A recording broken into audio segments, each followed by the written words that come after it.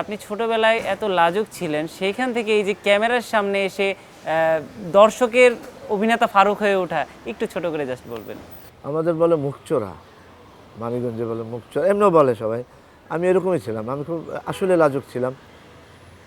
এখন কেন লাজুক ছিলাম সেটা আমি জানি না, সেটা তো আমার বলা সম্ভব না, আমি এই জন্য লাজুক ছিলাম। কিন্তু আমি ওই মানুষের সামনে বের করে একটা যেতে পারতাম না, আত্মীয় স্বজনের যেতাম না। যেমন কোনো আত্মীয় বাড়িতে খাওয়ার জন্য বলতাম, গ্রামে যখন যেতাম আমার চাচাতো ভাইদের বাড়িতে, আমি কোনো দিন তাদের আঙিনায় ঢুকি নেই, বাইরে থাকতাম। ভাইরা বের হতো, তারপরে খেলতে যেতাম। আমার কিন্তু অত্যন্ত কাছের আত্মীয়, তারপরে আমি যাইনি। এটা গ্রামে যখন আমরা বেড়াতে যেতাম, আমি ঢাকাতেই বড় হয়েছি, school college university Jahangirnagar, Mohammadpur government school, Adamjee cantonment college. কিন্তু আমরা প্রচুর গ্রামে যেতাম।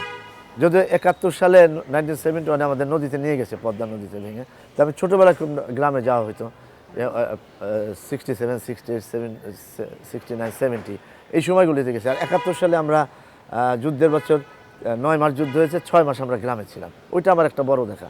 তা আমার আত্মীয় স্বজনের মানে ঘরের উঠানে কোনো দিন যায়নি। ওরা বের হইতো, তারপরে আমরা ফুটবল মাঠে যেতাম। মাঠ ছিল গ্রামে, যখন খেলতাম মাঠে যেতাম। এইরকম রাজি ছিলাম। বাসায় গেস্ট আসলে ওই যে বললাম যে আপনিও আমার বইতে পড়েছেন যে লুকিয়ে থাকতাম। তো এটা আস্তে আস্তে কেটে গেছে। যখন আমি স্কুলে, মোহাম্মদপুর স্কুল থেকে আমি ম্যাট্রিক দিলাম, তখন আমার কিছু বন্ধু বান্ধব হোস্টেলে থাকতাম। আমার বাবা ছিল আফসারউদ্দিন মোল্লা, উনি হোস্টেল সুপারিনটেন্ডেন্ট ছিলেন। তো স্কুলের হোস্টেলে থাকতাম যখন, তো বন্ধু বান্ধবদের মিশতে মিশতে মিশতে মিশতে খেলাধুলা করতাম, প্রচুর মাঠ ছিল। তারপরে স্কুলে কালচারাল প্রোগ্রাম হতো, নাটক করতাম, ওখানে আবৃত্তি করতাম। এই আস্তে আস্তে আমি সাহসী হয়ে উঠলাম। আপনার অভিনীত চরিত্রগুলো যেমন মজার, তেমনি আপনার অভিনয় দর্শক আপন করে নেয়। দর্শকের মাঝে যখন যান, তখন তারা কেমন প্রতিক্রিয়া দেখায়, বা আপনি সেটা কিভাবে এনজয় করেন? দর্শকদের ভালোবাসা পেতে পেতে এখন এটা খুবই স্বাভাবিক হয়ে গেছে। তবে একটা জিনিস, আমি কখনো বিরক্ত হই না। আমাকে যখন আমি কোনো জায়গায় ক্রাউডে যাই, কোনো বিয়েতে যাই, কোনো জন্মদিনে যাই, প্রচুর দর্শক আমার সাথে সেলফি তুলে, আবার ছবি তুলে। তো আমি আল্লাহর রহমত যে আমি কখনো আমি মানে অনেক সময় হয় না যে বিরক্ত হওয়া, আমি এটা হই না। আপনি নাটকে বহু বছর অভিনয় করছেন, সিনেমাতেও অভিনয় করেছেন। ওটিটি নিয়ে কোনো প্ল্যান আছে কিনা আপনার?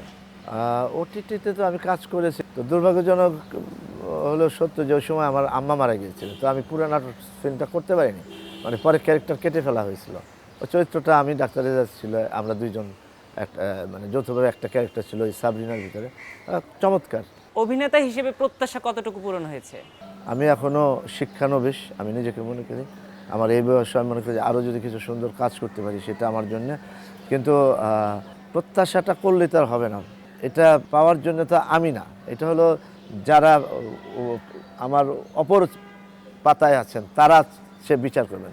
তো যেহেতু আমি তাদের কাছে হয়তো আমি এখনও যোগ্য না, সেই জন্য হয়তো আমার অনেক প্রাপ্তি আমার কাছে নেই।